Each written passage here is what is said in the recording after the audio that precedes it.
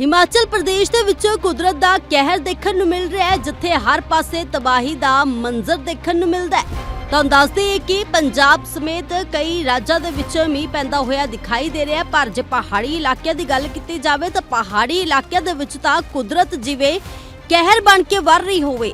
ਤਸਵੀਰਾਂ ਤੁਹਾਡੇ ਸਾਹਮਣੇ ਨੇ, ਜਿੱਥੇ ਤਬਾਹੀ ਦਾ ਖੌਫਨਾਕ ਮੰਜ਼ਰ ਦੇਖਿਆ ਜਾ ਸਕਦਾ ਹੈ। ਕਿਸ ਤਰੀਕੇ ਦੇ ਨਾਲ ਸਭ ਕੁਝ ਤਹਿਸ ਮਹਿਸ ਹੋਇਆ ਹੋਇਆ ਹੈ।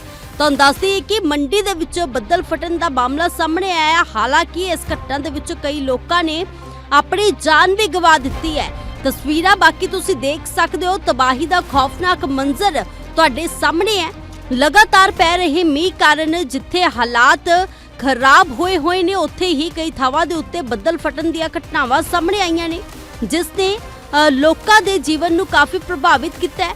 ਤਸਵੀਰਾਂ ਤੁਹਾਡੇ ਸਾਹਮਣੇ ਨੇ, ਜਿੱਥੇ ਮੰਡੀ ਦੇ ਵਿੱਚ ਬੱਦਲ ਫਟੇ ਹੈ, ਜਿਸ ਕਾਰਨ ਜੋ ਹੈ ਤਬਾਹੀ ਦਾ ਮੰਜ਼ਰ ਦੇਖਣ ਨੂੰ ਮਿਲਿਆ। ਉਧਰ ਗੱਲ ਕੀਤੀ ਜਾਵੇ ਤਾਂ ਹਿਮਾਚਲ ਪ੍ਰਦੇਸ਼ ਦੇ ਉਪ ਮੁੱਖ ਮੰਤਰੀ ਮੁਕੇਸ਼ ਅਗਨੀਹੋਤਰੀ ਨੇ ਹੜ੍ਹ ਪ੍ਰਭਾਵਿਤ ਇਲਾਕਿਆਂ ਦਾ ਜਾਇਜ਼ਾ ਲਿਆ, ਲੋਕਾਂ ਦੇ ਨਾਲ ਮੁਲਾਕਾਤ ਕੀਤੀ है। सराज विधानसभा क्षेत्र पर काफी कहर बरपा है और भारी नुकसान इलाके के विकास को हुआ है और लोगों को हुआ है, गौशालाओं को हुआ है, खेतों को हुआ है और हर तरह का नुकसान जो है आप यहाँ देख सकते हैं। लोगों के सेब के बगीचे नीचे आ गए हैं बह के और कुछ लोग इसमें जान गंवा चुके हैं और कुछ लोग मिसिंग भी हैं, जो 30 के आसपास का आंकड़ा सिर्फ इसी कॉन्स्टिट्यूंसी का बताया जा रहा है। और अब इस समय हम शरण गांव में हैं। आप देखें कि पूरा सन्नाटा छाया हुआ है। लोगों में सारी जीवन की कमाई जब बर्बाद होती है वो उनके चेहरों से झलक रही है। तो सरकार ने अपनी सारी मशीनरी यहाँ पे झोंक रखी है और कल हम गए थे पंडो साइड में और बगलामुखी में जो हमारा रोपवे लगा है और उसके आसपास के पुल बह गए हैं। तो हमने रोपवे को आगामी आदेशों तक जनता के लिए फ्री कर दिया है और कल तक मुझे बता रहे थे 1500-1600 लोग उसका फ़ायदा ले चुके थे और राशन भी, गैस का सामग्री भी, वो सारी उसी के माध्यम से हमने अलाउ किए है।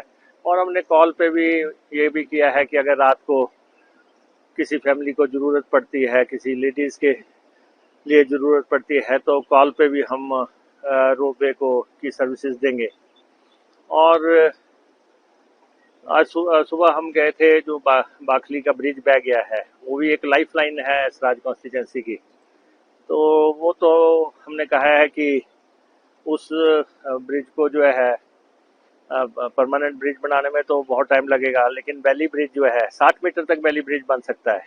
तो कहीं ऐसी लोकेशन देखे जहाँ 60 मीटर से कम की दूरी हो तो वैली ब्रिज हम उपलब्ध करवा देंगे। आज सुबह से हम इस इलाके में हैं और यहाँ पे हम राहत शिविरों में भी गए हैं। हमारे जल शक्ति के जितने भी रेस्टोरेंट्स हैं, हमारे रेस्ट हाउसेज हैं, और हमने वो सारे पब्लिक के लिए खोल दिए हैं। जहाँ जहाँ भी लोगों को राहत में टेम्परेरी राहत लेना है, बसेरा करना है, तो हम उनको वहाँ पे खाना भी बना रहे हैं और वहाँ पे हम सर्विसेज भी दे रहे हैं।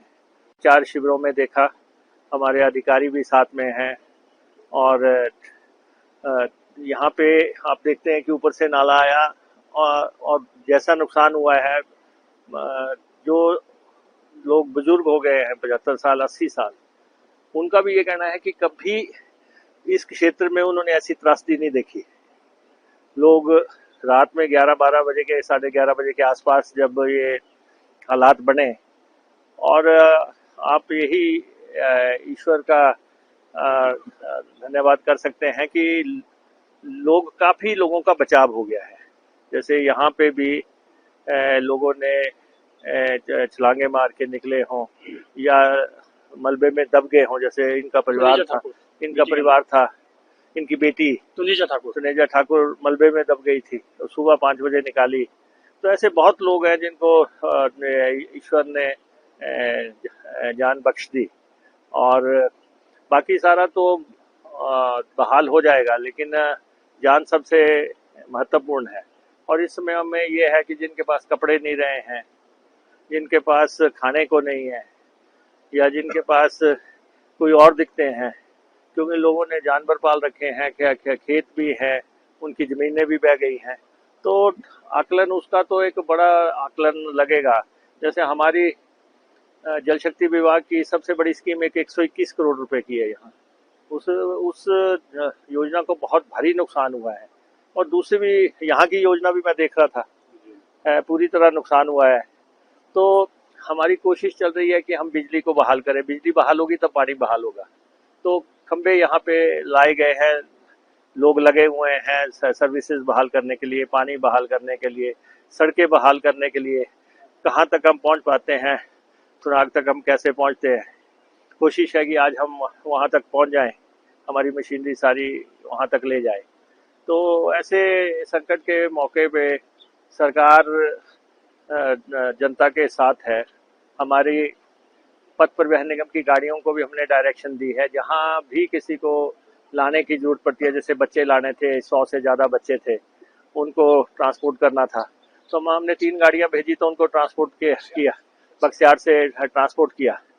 लेकिन गवर्नमेंट बिल्डिंग्स को तो जो नुकसान हुआ है वो तो सामने आप देखें, ITI है ये सामने, इसको भारी नुकसान हुआ है। और रास्ते में हम देख रहे थे वन विभाग ने जितने भी यहाँ पे कुटीर बनाए थे वो सारे जो है बह गए हैं, बादल भी फटे हैं और साथ में बारिश भी घंटों तक चली है और चट्टानें आई हैं, चट्टानों की वजह से नुकसान हुआ है। और कोशिश हम कर रहे हैं कि अगर जिन लोगों के पास बसेरा नहीं है उनको जो है मकान वो ले लें, उसका किराया सरकार दे देगी। खाने के खेप सब भेज रहे हैं, आज भी हेलीकॉप्टर आया था, कुछ इलाकों में राशन दे के गया है, और सेना को भी बुलाया है, ITBP भी कॉल की है, NDRF SDRF सबको कॉल किया है, और डिस्ट्रिक्ट मशीनरी तो गेयर अप की है, और दूसरे जिलों से भी अफसर और कर्मचारी बुलाए हैं ताकि इस संकट के मौके पे सहयोग किया जा सके। फिर एक बार रेड अलर्ट आया हिमाचल, तो किस तरह की एहतियात बरती जा रही है और क्या डायरेक्शन दी गई है? नहीं, उसके तो लिए एडमिनिस्ट्रेशन डटी हुई है, और जो भी डिजास्टर के लिए जरूरी कदम उठाने हैं वो तो कल भी हमारी शिमला में मीटिंग हुई, उस मीटिंग में भी सारे स्टेप्स का रिव्यू किया गया, क्योंकि अभी आगे काफ़ी समय है। अभी तो हमारा सिराज, करसोग, नाचन, धर्मपुर इन क्षेत्रों में ये क्षेत्र चपेट में आए हैं।